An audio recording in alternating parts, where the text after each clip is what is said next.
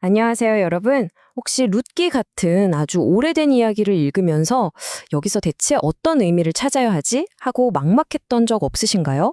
오늘은요, 한 한국 목사님의 성경 해석법을 나침반 삼아서 이 고대의 이야기 속에 숨겨진 보물을 함께 찾아보는 시간을 가져보려고 합니다.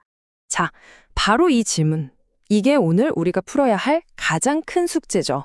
2500년 전 이야기라? 이게 진짜 있었던 일일까요? 아니면 그냥 만들어낸 이야기일까요? 아니 어쩌면 둘 다 아닐 수도 있고요.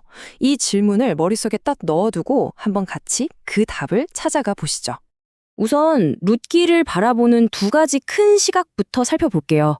이걸 어떻게 보느냐에 따라서 우리가 얻게 되는 의미가 정말 하늘과 땅 차이거든요. 자, 여기 보시면 한쪽은 역사서, 다른 쪽은 성문서라고 되어 있죠.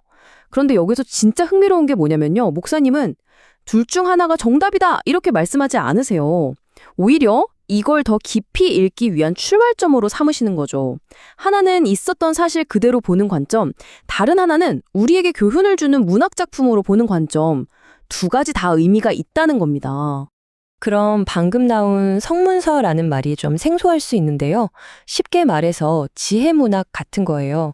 그러니까 룻기를 시편이나 잠언처럼 그냥 있었던 일을 시간 순서대로 쭉 나열하는 연대기가 아니라 문학적인 장치를 써서 우리 삶과 신앙에 대해 깊이 생각하게 만드는 책으로 보는 거죠. 자, 여기서 목사님은 정말 중요한 포인트를 하나 짚어주십니다. 이건 텍스트에 대한 이야기가 아니에요. 바로 그 텍스트를 읽고 있는 나 자신, 바로 우리에 대한 이야기입니다. 완벽하게 객관적인 읽기? 그런 건 사실 환상에 가깝다는 거죠. 이 말 정말 와닿지 않나요? 결국 우리 모두는 내가 살아온 삶, 내가 겪은 경험이라는 저마다 다른 색깔의 안경을 쓰고 성경을 본다는 거예요. 그렇기 때문에 오히려 더더욱 체계적인 방법이 중요해지는 겁니다. 아니 그럼 이거 완전 제멋대로 읽는 거 아니야? 싶으시죠? 객관적인 시각이 없다면 어떻게 제대로 읽을 수 있을까요? 바로 이 지점에서 목사님은 아주 명쾌한 해결책, 그러니까 의식적이고 구조화된 접근법을 제시합니다. 자, 드디어 나왔습니다. 목사님이 제안하는 해석의 핵심, 바로 3단계 읽기 가이드입니다. 이건 뭐랄까, 복잡한 텍스트를 요리하는 마법의 레시피 같기도 하고 또 어떤 독자에게나 유용한 만능 도구 상자 같기도 해요. 그림 그리기 라니 이 비유 정말 직관적이고 멋지지 않나요? 복잡한 해석 과정을 딱 3단계로 정리해주죠.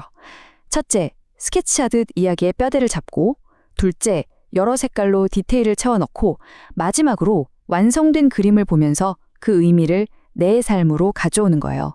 자, 그럼 한 단계씩 차근차근 따라가 볼까요? 자, 첫 번째 단계는 큰 그림 그리기, 말 그대로 스케치 단계입니다. 어렵게 생각할 거 하나도 없고요. 그냥 우리한테 아주 익숙한 육하 원칙을 떠올리면 돼요. 누가, 언제, 어디서, 무엇을, 어떻게, 왜 했는지. 일단 기본적인 사실관계부터 정확하게 파악하고 가는 거죠. 자, 스케치가 끝났으면 이제 뭘 해야 할까요? 맞습니다. 색을 칠해야죠. 이 두 번째 단계가 바로 세부사항 색칠하기인데요. 여기서부터 이야기의 깊이와 질감이 확 살아나기 시작합니다. 그럼 뭘로 색칠을 하느냐?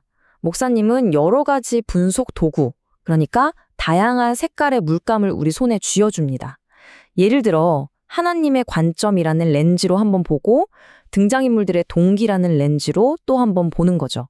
심지어 당시의 사회적 관습 같은 배경 지시까지 동원해서 다각도로 이야기를 비춰보는 거예요.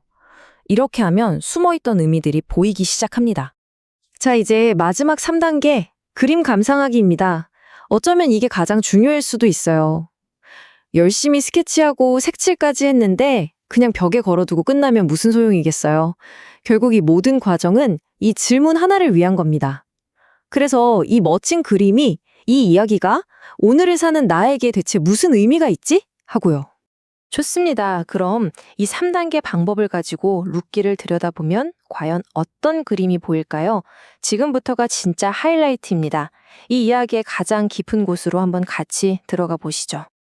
근데 좀 이상한 점이 있어요. 룻기는 온통 기근, 이주, 죽음 같은 고난의 이야기인데 다른 성경 이야기처럼 하나님이 막 짜잔하고 나타나서 기적을 보여주시질 않아요. 목소리 한번 안 들려주시죠? 도대체 하나님은 이 모든 상황 속에서 어디에 계셨던 걸까요? 바로 여기서 목사님이 아주 놀라운 통찰을 던져줍니다. 하나님의 행동이 의도적으로 숨겨져 있다는 거예요. 와, 이거 정말 대단한 발견 아닌가요?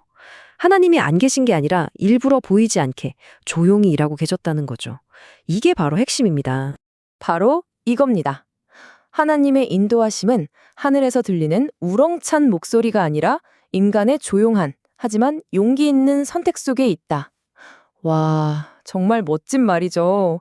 우리가 지금까지 따라온 모든 해석 여정의 결론이 바로 이 한 문장에 다 담겨 있어요. 그러니까 이 이야기는 우리에게 이걸 말해주고 싶은 거예요. 거창한 기적이나 엄청난 사건 속에서만 하나님을 찾지 말라고요. 오히려 지극히 평범한 사람들, 그들이 보여주는 작은 친절, 서로에 대한 굳건한 믿음, 그런 아주 일상적인 모습 속에서 신성한 것을 발견하라고 말이죠.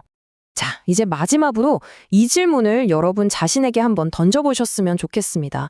2500년 전 룻의 이야기가 그랬던 것처럼 어쩌면 아주 평범해 보이는 바로 내 이야기, 내 일상 속 어딘가에 나만이 발견할 수 있는 비범한 의미가 숨겨져 있지는 않을까요? 한 번쯤 깊이 생각해보는 시간이 되시길 바랍니다.